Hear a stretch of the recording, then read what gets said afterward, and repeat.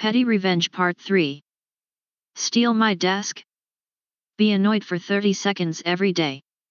In my last year of my industrial design degree, I scored a paid contract at the Australian government's scientific organisation.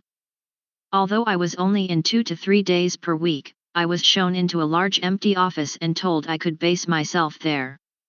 The office was normally used for students, but as I was the only one on this project, I had the whole office to myself, with about 6 desks.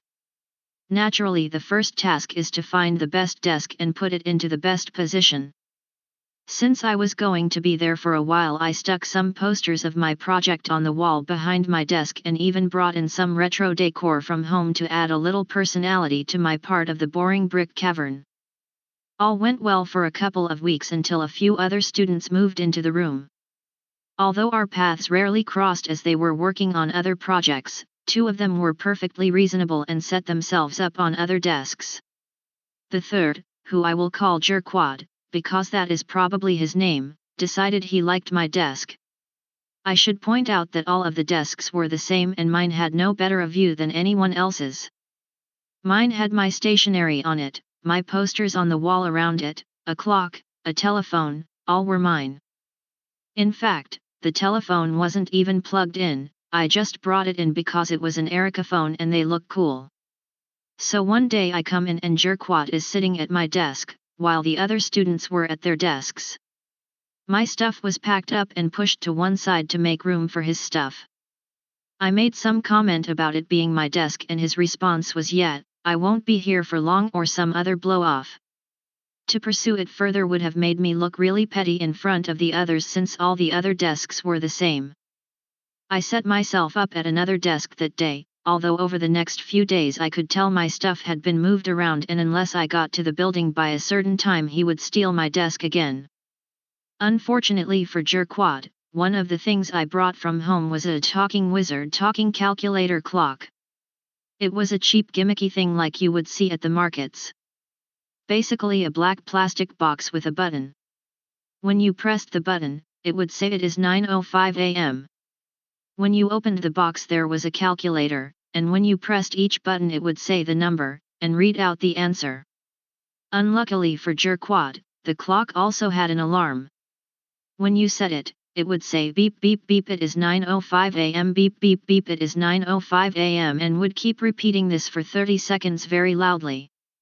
I set the alarm to go off mid-morning, put it in my desk drawer, and locked it. For extra pettiness I also changed it to the wrong time. They were sturdy desks. 1940s era, made from silky oak with inlaid green vinyl tops. It is not possible to dismantle them or open them with a different key. I then took the key home and didn't come back for another 3 working days. When I returned I sat at my desk, opened the drawer and turned the clock off before it could go off. When Jerkwad came in he saw me and said, "Can you turn that bloody clock off? There's something locked in the desk and it scares the shit out of me every day and won't shut up." I was about to smash the fucking desk apart with an axe.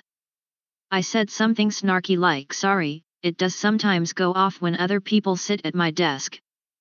He never stole my desk again. Second story. Don't want a warm home? Pay for a cold home. I once used to share an apartment with another girl. It all started out fine, but within just a few months, she'd eat my food, walk into my room to eat food that I kept there or to borrow stuff, including walking in when I'm sleeping to borrow something without asking me, have friends over all the time. Listen to the same 2 songs on repeat for months, never clean, etc. I could go on and on about it. We had initially agreed on heating times. Eventually I realized that the heating was turned down and I was freezing. She had changed it to be on during exactly those times when she wanted it to, just a couple of hours every evening or so. I'd wake up to a freezing room, or go back earlier than her a few days per week. Even when the heating was actually on, it wasn't enough to heat up the apartment until it was turned off again. Needless to say, I tried confronting her, but she pretended to not know anything, and she'd turn it back down if I tried changing back to the times we had agreed upon. I guess she was just stingy about the heating costs. Game on. Freezing in the morning made me unwilling to get out of the blankets, therefore I always risked being late for class. Freezing in the evenings and weekends made it impossible for me to study or relax.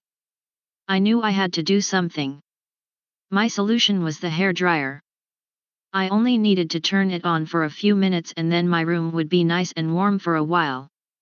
I was careful enough to do it while she was sleeping or absent, so she never noticed anything.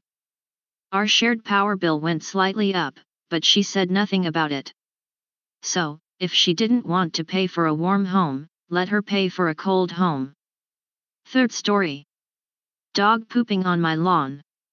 Years ago I lived on a busy street in a busy town in the suburbs of Sacramento. I always found dog poop on my lawn. One day I figured out it was an old grumpy guy, and once I saw him, I asked if he would kindly pick up after his dog, and he became an irate. One of the guys I worked with told me I could put bacon grease on the dog poop and the dog would clean it up himself by eating it. So one Saturday morning I'm enjoying my coffee on the porch and I'm watching the old guy get pissed as his huge dog is literally dragging him so he can go eat his bacon grease covered poop.